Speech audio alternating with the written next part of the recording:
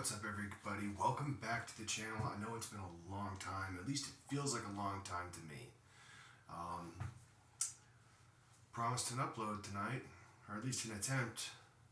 For those of you who don't know, recently, as in the last few days, I've been experiencing what I would describe as excessive intestinal discomfort. I don't know exactly what's causing it, but I have a working theory. Let me get to it. So, with standard acid reflux, when you have an attack of that, you get acid coming up. I'm just getting bile. Concerning, right? Now, I've looked around and done some research, and I know that if my gallbladder were injured or, otherwise not doing good, then I would feel it all across my back. And I'm not feeling any kind of pain. I would like a massage on my back, but that's not from that. So, did a little bit further research, and I found out that those who regularly partake of the devil's lettuce, some of them, depending on their genetics and a few other factors, could be predisposed to a condition known as cannabinoid-induced hyperemesis. And for a lot of people, that looks like an overproduction of bile in the system. Don't worry, this is just nicotine. Don't do nicotine either, kids, especially if you're under 21. Gotta cover my bases. So, with that, I've elected to try for a second time at quitting the grass. It's gonna be hard. The first time I did it was hard. I did it, but it was just not fun. Those first 2 weeks absolutely sucked. But I got a lot, after I managed to quit that first time, I got a lot of energy back. I got a lot of things back that what I had to sacrifice for 2 weeks was quickly outweighed by the benefits that I've received later, is what I'm trying to say. So it's official. Here in a little while, after certain somebody I know who will remain anonymous wakes up, I will have them come retrieve my smoking things and my grass and take it away.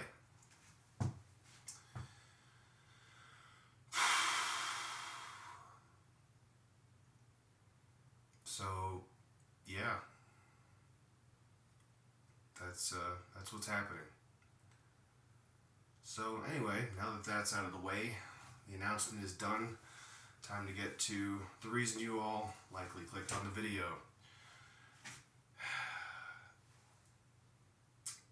Going to jail sucks, okay? Not only is it dangerous, it's more than that. It's, I want to say, pointless. It's not really a deterrent. At least not in my experience. I've never met any hardened criminal that was scared of jail. Okay? So, the thing is, and for the record, I'm not a felon. I've never done hard time. I've never done years. Okay? I just want to put that out there. It's only misdemeanor stuff that I've ever done that I've been caught for. I plead the fifth. Anyway,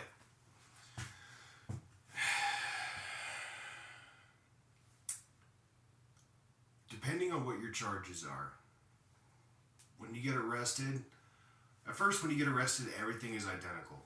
You get cuffed, brought to the station, fingerprinted, photographed, booked, holding cell. First time in the holding cell, I was 19 years old. I still remember I was about half as much as I weigh now because I had just started doing meth a few months prior. Yeah, great idea, right? And I wound up I was living in Phoenix at the time. I went with a friend of mine next door to Tempe, Arizona. And for those of you who don't know, Tempe is a college town where they party, they have bars, clubs, all of it, just down one long street. You got small music venues here and there. You got a park on one end where big concerts are had sometimes. My dumbass, being 19 years old, on a party night in Tempe, Arizona, I decided I shit you not, it was this innocuous. I walked across the street. Jaywalked, technically. Okay. As soon as I crossed the street and stepped onto that second curb, here comes two officers, out of nowhere, really, riding these black volcanic bicycles. You know, the special editions that they get issued because they're like really quiet. Like, it's ridiculous how quiet these bikes are.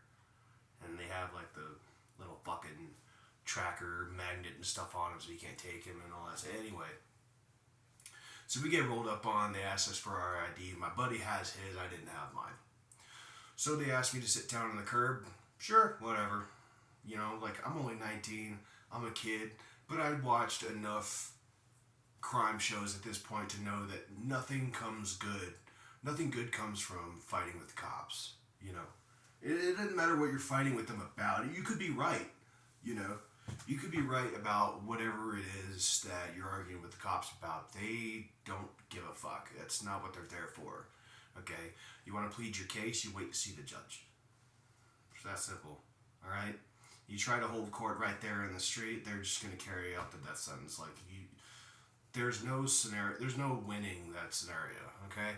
I need to drive that home for a few adults these days because apparently in 2026, not assaulting an armed guy is just completely a novel concept for these fuckers. I don't know why, I don't get it, but whatever.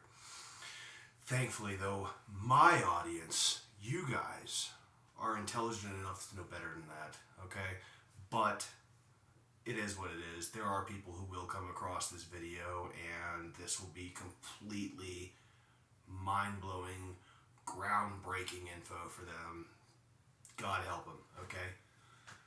So, for those people, don't touch the fucking cops, okay? Leave them the fuck alone, alright? Leave them the fuck alone and they probably won't kill you. It's really that simple, alright?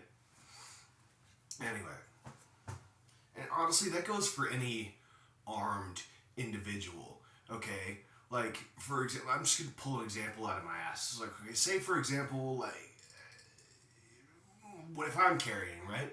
And I'm just minding my business, okay? And someone tries to start an argument. You don't just run up, but I'm getting on a fucking tangent. I'm sorry. Back to the story. I'm sitting on the curb. They run my buddy's ID. He gets let go. They run my information. Mind you, I'd never been to jail before this point. Never had any run-ins with the cops. There's nothing like that. Because I didn't have my ID when I got caught jaywalking, instead of a ticket, now remind you, this is 2013 in Tempe, Arizona, so it was way different than it is now. You know, it was 13 years ago.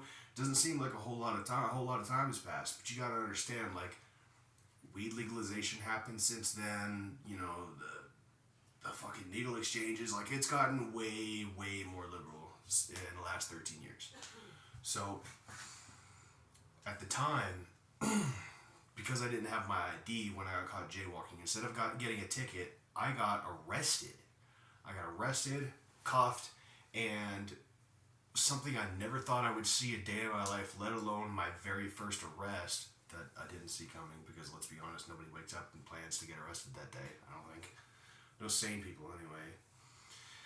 And I like to consider myself fairly sane, you know? I'm not suicidal, I love my life. You know, everybody struggles, but You know, I'm not trying to like cut everything off right now. No, not even remotely. I'm a Catholic. That's not gonna happen. You know, so Vade Retro Satana, right? Um, so when the cruiser pulls up, obviously they can't. The bicycle cops can't fucking, stick me in their basket and whatever and drive me to the station. So they call out a literal fucking paddy wagon. The big white boxy steel van with the two benches on the inside with the loops you get cuffed to, right? And they just bounce you around and shit.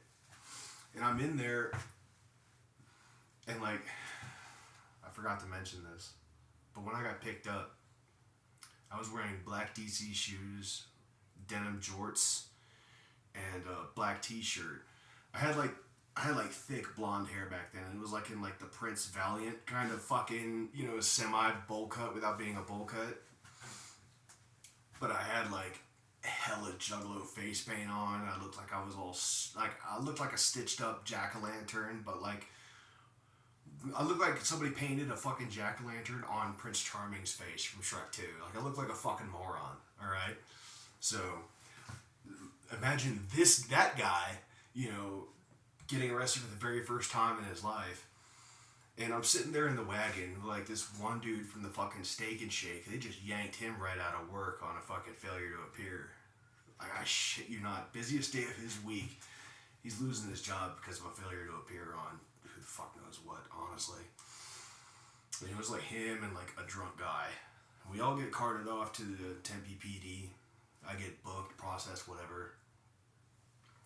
And then the very next morning, they send me off to 4th Avenue Jail in Phoenix. When I get to 4th Ave in Phoenix, I go to a holding cell with like 10 other guys. And I'm in there for fucking hours, dude. Like, I was in there so long. I had taken the rolls of toilet paper they give you in jail. Like, they just give you like rolls and rolls and rolls as much as you want. They don't give a fuck. It's taxpayer funded. So I had taken like 3 rolls of this toilet paper, and I'd had all this time to weave an entire fucking mattress out of toilet paper and then used an extra roll as a pillow. I'm not shit. I'd rolled a mat like 5 feet long. I had a fucking out of jailhouse toilet paper, and I used like a roll or 2 as a pillow. And I shit you not, bro, after all those hours, as soon as my head hits that improvised toilet paper pillow, I hear my name. Come on, you're getting sent to LBJ. For those of you who don't know, it's Lower Buckeye Jail in South Phoenix. I get sent to this pod with like 60 other dudes. And I can't remember which floor it was on. It's been 13 years, so my memory's a little fuzzy, I'm sorry. But I'm in a pod with like 60 some other dudes. And I get in like 11 at night. I finally get to put my bedroll down and go the fuck to bed. I'm on the top bunk, and it's like 3-tier bunks, so they're pretty tall off the ground. I'm on the top one, whatever.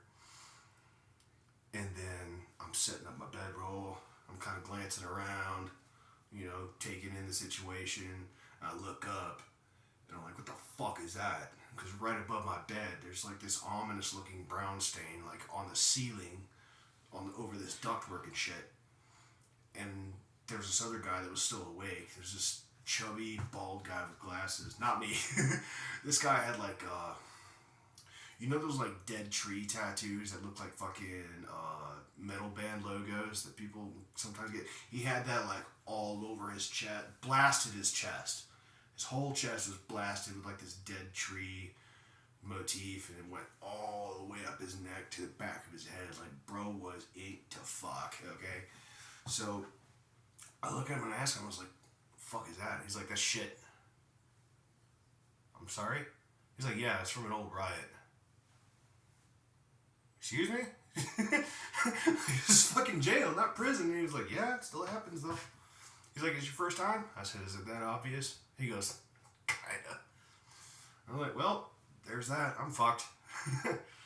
I try not to think about it though. I go to sleep and I wake up the next day. It's like, I don't even know what time of day it is. We had our breakfast and whatever. I was reading a book, and I thought, fuck it, might as well take a shower, right? So I put my book down. I grab whatever little fucking hygiene supplies you get. You get like these little fucking soap bars. They're like literally the size of the thickness of a domino. So like, you gotta grab like 3 or 4 of them off like this little countertop on your way to the shower. And you grab a towel and what have you.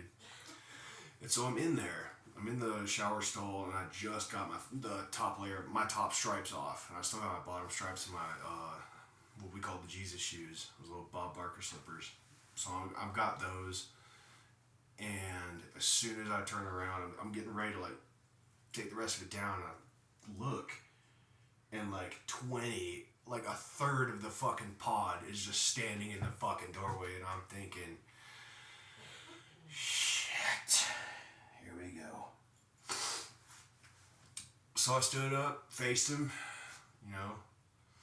There's this big Mexican dude in the middle. That guy from last night still is standing right behind him. He's standing right behind Luke. And there's just a big fucking Mexican dude, giant Mexican dude. His name is Luke.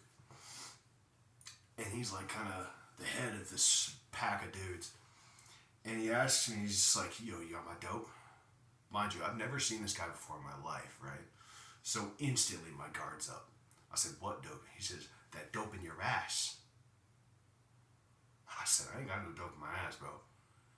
So he points to the guy with the throat tattoo. He says, you call my boy here a liar? I said, no, but I'm telling you, somebody got some shitty information along the way, because I ain't got nothing for nobody.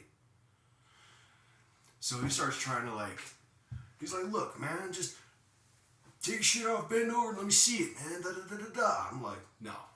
You know, like, I'm trying to be as polite as possible, but my point is, it's not fucking happening, right? So immediately, my first attempt to escape the situation was just waltz past him. I tried waltzing past him. Fucking Luke just shoulder checks me and just sends me back 7 or 8 feet, you know, stumbling or whatever. You know what? No shame, dude. You know, it happened, right? I'm not ashamed to tell this story because again, years ago, and anyway. So we go back and forth like that for a few minutes. Where's my dope? I ain't got your dope. Where's my dope? I ain't got your dope. You call my boy again and again, right? And this goes on for 2-3 minutes, and then 2 of the COs walk over by the doorway to the shower room, and everybody just starts kind of, you know, pretending like they didn't do nothing. So I just walk out because they're not gonna throw hands in front of the DOs. Okay, this is just a fucking jail. The ones that are going to prison aren't going for very long, and they're not even going to be here that long, so there's no sense in them catching a page 2 right there in the pod, right? Over some dumb shit with some guy they don't even fucking know. So I walk out past him with the DOs watching, and I go back to my bunk. I was like, fuck it, I'll try again later. An hour goes by, I read my book. I put my book down, everything looks quiet. It's like, alright, I'm gonna go try it again. I get to the same shower stall as the last time. But this time, before I can even get my top stripes off, all 20-something of those motherfuckers come right back to the doorway. They come right back to the fucking doorway, and we start with the back and forth again. It's like, come on, man, just spit over, let me see it. And I'm like, there ain't shit to see, bro. You know? And then again, we went with that back and forth another few minutes, and then here come the 2 fucking COs again, because they noticed a third of the pod is standing around the shower room for some reason.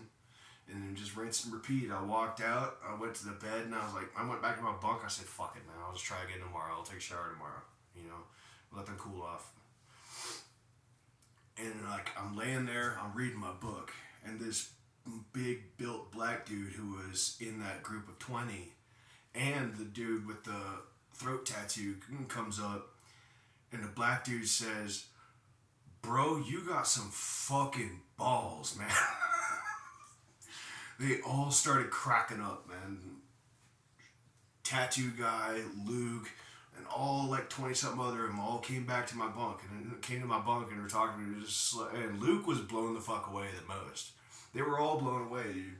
They said, listen, man, we've had people laying face down in their own piss and shit, scared of us, you know, with you know, for our little test. And he's like, because this is just a little heart test to give to the new guys, you know, but I managed to navigate it, and from that point on, I didn't have any problems. And that's one of the things you gotta learn. If you're living in such a way as to where you're getting locked up at some point, be it a small thing in like a city jail or whatever, or if you're going to fucking ADX or some shit, there's some rules that are universal. When you hit that yard, you got to conduct yourself a certain way. Be it, again, be it in like fucking county or feds. So one of those things, you got to be willing to stand up for yourself even against impossible odds. Like, and I had this conversation with Luke right after they came and let me know it was all bullshit and they're fucking with me and everything's fine. He's just like, dude, it's like, what the fuck were you thinking? I was just like, look, man, I know I couldn't whoop every one of y'all.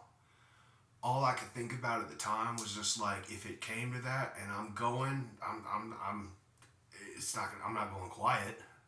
I can't guarantee how much damage I'll do on the way out. Damn it, I'll try something.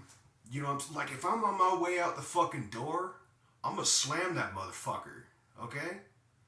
That was my philosophy at the time, and that's the headspace you gotta keep. Because people will fucking try you, especially when you're like on your first time on a yard. Again, be it fucking city, just overnight, or fucking, pulling your sentence, Or hell, even if you're riding the fucking long black train, to the fucking death row, like there's still things that every inmate has to, and there's still traits that every inmate has to adopt in order to survive in that kind of environment. And like I said, one of them is standing up for yourself. Whether you can whoop somebody or not, it doesn't matter. They honestly don't care. Okay?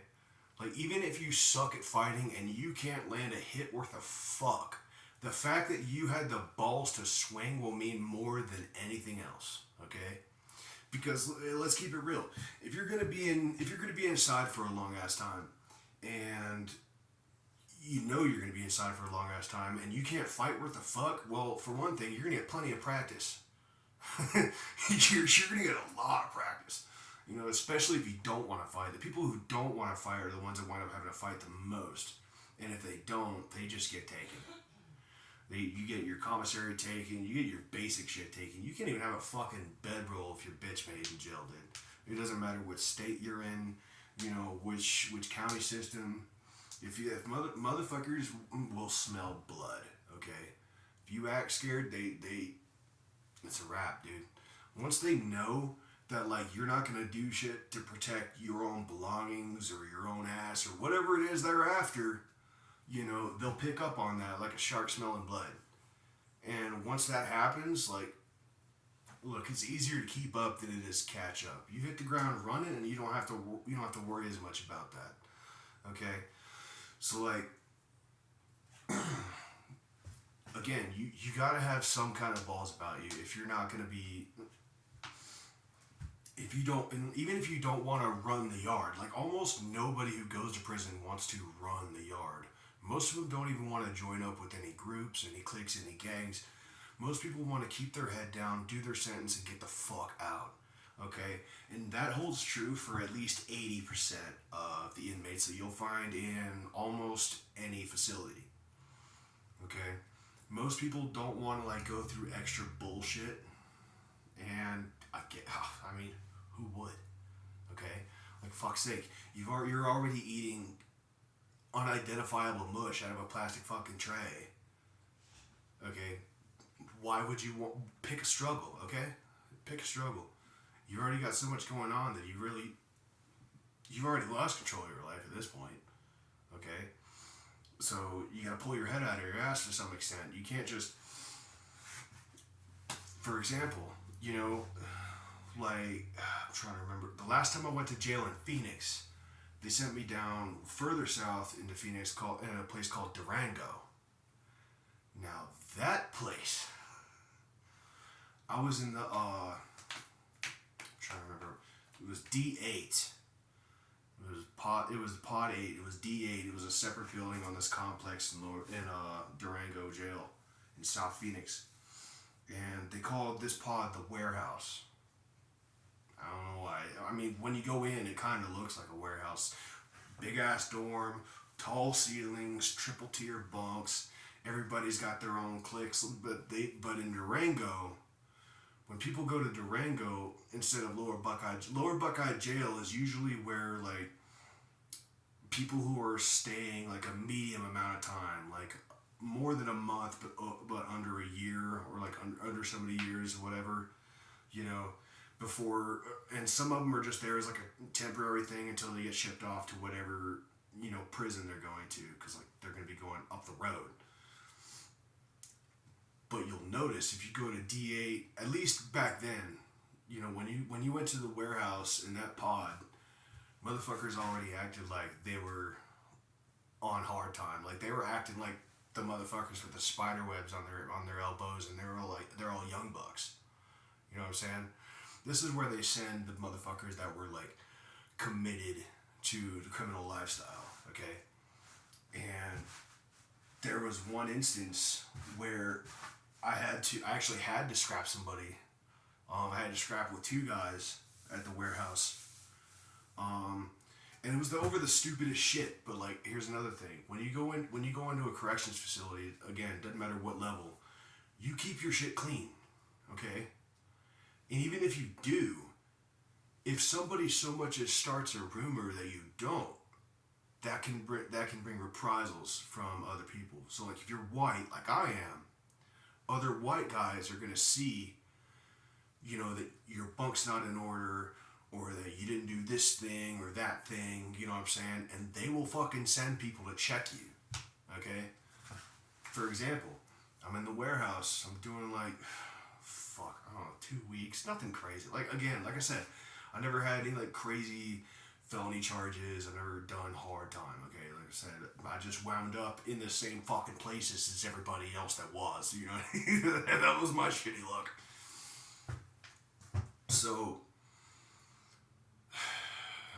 I was going to use the bathroom, and I finish up, wash my hands and everything, and I come back to my bunk, and these three motherfuckers walk up to me. I remember one of their names. I'm not going to say it because, like, if that guy sees this video and comes to try to do something about it, you know what I'm saying? I'm going to have to fix him, okay? And I don't want to do that.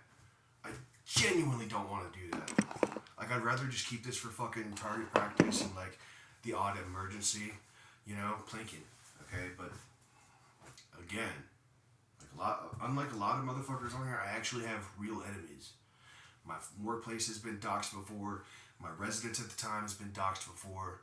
I've had coordinated efforts against me to, like, try to boot me off social media. Like, that's a whole other thing. Go to episode 5, Veteran of 1,000 Flame Wars, for more information on that. So,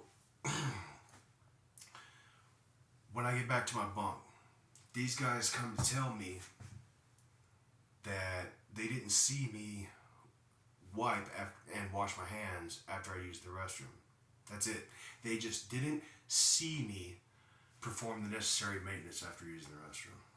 And so for that, me and two other dudes had to go back into the shower room and fucking bang it out.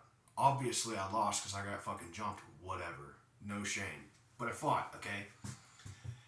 And then, I don't know whether it was like a DO notice or CO notice or something, or like saw a bruise on my arm or whatever the fuck, because we had like these little short sleeve stripes, and like, there was one point during the fucking scrap where I kind of had to like, you know, clamp up, and I was catching, you know, a couple of these to the arm and shit. And so I got a little bruise. And the DO sees that, and it's just like, you know, because you gotta run the shit. You'd be like, I don't know what happened. I fell, I bumped this, and da da da da da. And they're like, look, we know you're full of shit. We know you've been fighting. You're going to SAG. I'm like, fuck, okay, whatever.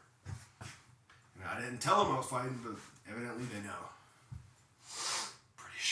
Pretty sure cameras in shower rooms are federally illegal, but that was under our PIO. I don't know what it's like now. So they sent me to SAG, and I don't know how it is in like other places, but in Durango, it's a separate, like you're inside of another warehouse-sized building, but inside of that warehouse-sized building is a smaller building, that's like completely squared off. And inside that smaller segregation unit, the walls are all lined with cell doors, and the cell doors are on the outside, and it comes to this central room with like a shower room off to the side. The cells are like just bed, sink, books if you can get them, yeah. And I'm sitting in between. I got like this Crip or Blood gang member on my right, this black dude, and I got this other dude on my left, and I swear on everything, bro, he's taught. I swear it's Uncle fucking Ruckus, bro. Let me explain. See, I didn't see old boy on my left or my right the whole time I was in SAG.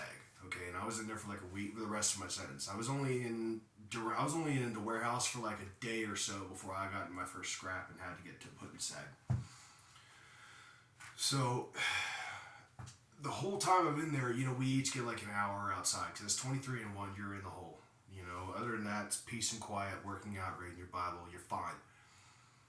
You get the whole fucking room to yourself. As long as you're not like high profile, a fucking snitch or a fucking serial killer or anything like that, then nobody's gonna give a fuck to try and get in your cell, in the SEG. So like people who are there. Anyway, skip ahead a few days. I'm finally getting my walking papers. I'm getting dressed out. It's like 2:30, 3 in the fucking morning. I'm sitting in the little bench area inside the SEG unit, but outside of my cell because I'm getting processed out, and I'm waiting, and then I hear the guy in the cell to the left of me, Uncle Ruckus. He's asking me, he's just like, "Hey man, can I get your books if you're gonna be leaving?" I'm like, "Sure, fuck it." I put all the books I had like through his food slot so he could have something to read, and I look at this guy. It's a black dude. One eye's like kind of slanted and shit, and one's like bugged the fuck out, just like Uncle Ruckus. He's missing all the correct teeth, but he's skinny as a rail. And then not only does he look like Uncle Ruckus, the motherfucker talks like him. I'm talking dropping N-bombs unironically left and right. You would have thought bro was a Klan member if you didn't see his face. Like straight Clayton Bixby from the fucking Chappelle Show. I'm not even kidding, dude. It is beyond fucking parody. And while I was in the SEG, I would hear N-bombs from this one and threats from this one against this one for dropping the N-bombs. And I just thought that was funny as shit. That was funny as fuck to me. I didn't get involved. I'm just sitting there in my cell reading and just like just laughing my ass off, just hearing some of the shit this guy's spouting. It's like when two dogs are on either side of a sliding glass door and they're fucking,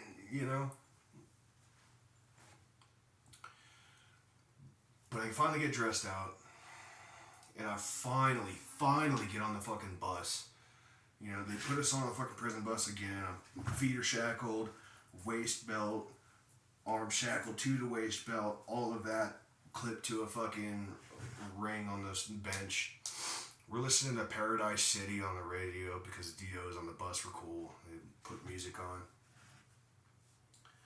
And while I'm in because I came out of SEG, a lot of people don't know this, but the SEG unit in Durango is also where they keep the PC cases. But whether you're PC or not, when you get dressed out of SEG, you get the same treatment. So like nobody really knows ideally nobody knows who's PC and who's not. But the problem with being dressed out from SEG and everybody in PC being in SEG also, you get that fucking, you get people who see you being dressed out of SEG and are like, "Oh, look who it is, fucking Stitch," So I'm sitting there locked in my own little fucking cubicle on the way to back to LBJ to get my property back and, basically get dumped out on the street at 4 a.m. And I got this Mexican kid in my ear from like 3 or 4 rows back talking at me, fucking talking about how like, "Look man, if you're fucking Snitch, man, when we get off this bus, we're gonna have to bang it out, bro." I'm like, "It is what it is, man." You know what I'm saying? And like, I matched him level for level. Remember, even if you don't want to fight, you got to stand up for yourself. You got to be able to talk and be willing to swing about it. So that's what it was. The whole ride back, he's just like, "It is what it is, man. You know what happens, man, when we get outside LBJ, it's up." I said, "All right, bro. I'll see you there." And I just kept matching him. Until we get like about 500 feet, maybe, from pulling into the LBJ, and I wasn't backing down on this. I was fully expecting to have to fight this fucking cholo that doesn't even know me for no fucking reason outside of a jail in South Phoenix that I don't even... what the fuck, dude? Don't you have enough problems? You gotta go pick up on a white boy and catch another assault charge and get right the fuck back in here, you dumb fucker? They don't think about that. But right when we got like maybe 500 feet and getting ready to turn into the fucking whole garage, Sallyport area where the buses go in and everybody gets offloaded, that's when he's like, man, you know what, man, fuck it. I'm just let it go. I got shit to do today, man. And that's when I realized that in itself was a test. He saw at the time he saw a skinny white boy by himself getting dressed out of SEG. And I'm obviously I'm not affiliated, you know, I'm not in like an STG protocol or anything like that. And so I looked like an obvious target. But you know what's funny is this other white kid behind me, like, shit, you're not, bro. Motherfucker looked like McLovin. He looked like McLovin. I don't even know why the fuck the kid was there. He had to have been barely 18. I was only 19, you know what I'm saying? But this kid looked like he hadn't even started shaving yet. And he's in the fucking cubicle right behind me, you know, in his own little thing, locked up. And I'm sitting there thinking to myself, like, after we got dressed out, and I leave, and I'm walking down the street, the Mexican guy is not there because he gave up when he figured out I wasn't kidding. And sometimes I thought to myself, I was like, that was probably the PC dude. Because that dude looks scared as shit. You know what I'm saying? But I had already been homeless for like almost 2 years at this point. So I wouldn't say I was a hardened criminal, but I was used to a little bit more than he probably was. But yeah, no, I also realized after that point, looking back on like that Mexican dude trying to check me on the way back, I realized that was like another heart test, you know? When your first time on any yard, people are gonna check you. Doesn't matter. Fucking, like I said, it goes all the way to the spectrum. Fucking Fed yard. You know what I'm saying? Like, if you're not already affiliated and known, you know what I'm saying? People are gonna test you. They're gonna come ask you. They're gonna see who you are. They're gonna see who you know, who's your people. You know. They're gonna check your paperwork, which you better fucking have on you. Okay? I don't care if you flush that shit down the toilet, you better reach down and grab it and ask for another one. You know, something. Okay? You keep your paperwork in your front fucking pocket at all times. Because when you get to the yard, someone will be there to ask you for it. And when you go there, it says, it'll be like, hey, I'm so-and-so, I call the fucking shots here. Let me see that paperwork. Okay? Because if you don't present that paperwork, they're going to assume that your pecker is in that paperwork. Okay? And if they turn out to be right, oh, shit. See, they might not kill you right away, but they will extort you for everything they can get off of you. I don't care. Even if they don't need it, they will take your shit just to spite you if you have that kind of shit in your paperwork. I've seen it happen. 18 to 80, blind, crippled, crazy. They don't give a fuck, okay, about you. If your pecker's in your paperwork and you're on that funny type shit, you're gonna catch hands. You're gonna catch hands. You're gonna get extorted. You're gonna, you know what I'm saying? You're gonna be used as a torpedo by the gangs. If you're like on a yard doing serious time, okay. If you're on some sexual type charges, they will throw you. They don't give a fuck if you ask to go to SED. When you get to a big yard, they will just throw you in Gen Pop and let the fucking inmates deal with you. Okay? So when you get there, you gotta be, to survive incarceration, you gotta be honest, first of all, about your charges. You don't go in there and try to fucking hide nothing from nobody, because they'll find it out anyway. Okay? You gotta be honest about your charges. You gotta be honest about your charges, and you gotta be willing to swing. Even if you suck at fighting. Even if you have never thrown a lick in your life, you better be willing to at least try, or you are completely fucked. Okay? It's just that simple. But when you stand on shit, even if you're not good fighting, when you stand on it and you don't back down, they'll leave you alone for the most part. You know, there's always a couple of knuckleheads in there that don't run with any kind of program and they're just kind of troublemakers. They usually get dealt with by, you know, the gangs in there. Because, like, say for example, like, if I'm a white boy in the yard and I'm cutting up and I'm doing stupid shit, I'm getting caught with contraband and blah blah blah blah blah, and I'm making everything hot, the other white boys, depending on who I piss off first, like say if I piss off a Mexican dude, that Mexican dude's gonna go to his primo.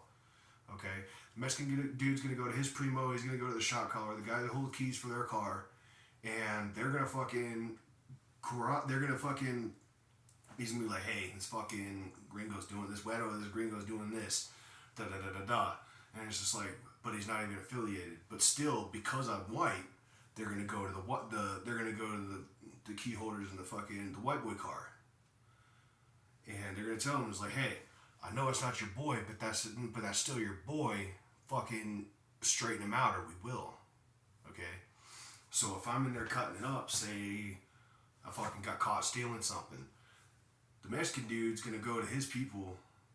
They're gonna ideally. This is how it should ideally work. Okay, it's not always gonna be like this. Sometimes they'll just they'll just handle you on scene. Okay, but ideally, he's got, like, after you and him get into your scrap, because he's got to stand up for his stuff. He's not just gonna let you steal it. Like, you're gonna catch a few licks over that from him directly. He's gonna go to his people. His people are gonna go to the white boys' people. And the white boys' people are gonna come at me, and then tune me up again. And if I'm still not cooperative, like, there's a whole gambit of things: extortion, shanking, fucking torpedo, you know. And that's what happens to a lot of people that are getting fucked, that are going in there and acting like they run the place, and the only thing they run is their mouths. So don't ever be that guy, okay? Don't ever be that motherfucker who goes to jail and, like, immediately tries to swing your nuts around when you're not affiliated. Because even if you are affiliated, honestly, what you can do becomes even more strict. You know, when you're on that kind of program, you gotta walk it. You gotta do it. You can't be fucking around. So if I clicked up with somebody and they're and I'm fucking up, or one of the other members of my car is fucking up, the shot caller will either pull him into a meeting and they'll tune him up in the cell, you know, beat his ass a little bit, or they'll have, you know, one of the lower guys go in there and do it for him, or what have you. You know? So, and I mean, like, I've been to jail fucking 6 times, dude. I've been to jail 6 fucking times. And every single time was absolutely not worth it. But again, it wasn't, all my charges that I have in my record, like, it started off with, like, possession of weed, possession of, like, a weed pipe, and then spending however much in like a week or so for that, and then getting out with a court date, right? And then I'd miss the court date because I'm fucking homeless and I lose my fucking ticket. It happens. It happened multiple times. And they'd find me again, I'd get picked up again for failure to appear, rinse and repeat. You know? So, like, what I'm trying to get at is, like, A, don't be fucking stupid. If you're going to do something illegal, don't be stupid about it. Don't be smart about it, okay? And, like, for a guy who fed posts as much as I do, for me to be telling you to chill the fuck out, listen, okay? Yeah, don't do anything I wouldn't, for sure. With that, honestly, first of all, don't go to jail. Don't do fucking stupid shit and go to jail. It's absolutely not worth it. It's boring as fuck. It's politics out the ass. Everybody's watching everybody. It's not fun. Yeah, that's basically the moral of the story. Don't be stupid. If you're gonna do something stupid, do it smart. All right, be good or be good at it. You know, I can't tell someone else to be like the perfect little citizen because I sure as fuck ain't. You know, not only would I be a hypocrite, I will tell you straight up, there are some laws I absolutely do not believe in and I do not observe. I'm not telling you which one. Nice try, feds. um, but yeah, no. That's basically all I wanted to say. You know, tell you guys a few stories, and basically give you like a few firsthand accounts. I mean, I know YouTube is full to the brim of jail and prison stories. It's a really big thing on YouTube, and I'm not trying to like grab some of that, because like if you've noticed, if you watch my other videos, you know I'm not just talking about, you know, legal shit. I'm not. It's a multifaceted thing on this channel. You know, I'm just telling true stories about shit that actually happened. And my goal is always, and I tell everybody this every single video I drop, learn from my fuck ups, because I've made a lot of them. Okay, I've made a lot of mistakes. Okay, so there's a chance that with all the mistakes I've made, chances are you're at risk of making at least one or two of them. So I think that by me telling the story of the mistakes I made, you could probably learn from it. And if you still plan on doing that stupid thing, maybe, hopefully, you'll do it slightly smarter so you don't get caught and spend time in jail like I did, okay? So, yeah. I love you guys. If you're going to be stupid, be smart about it. Stay hydrated while you're at it, will you? Love you.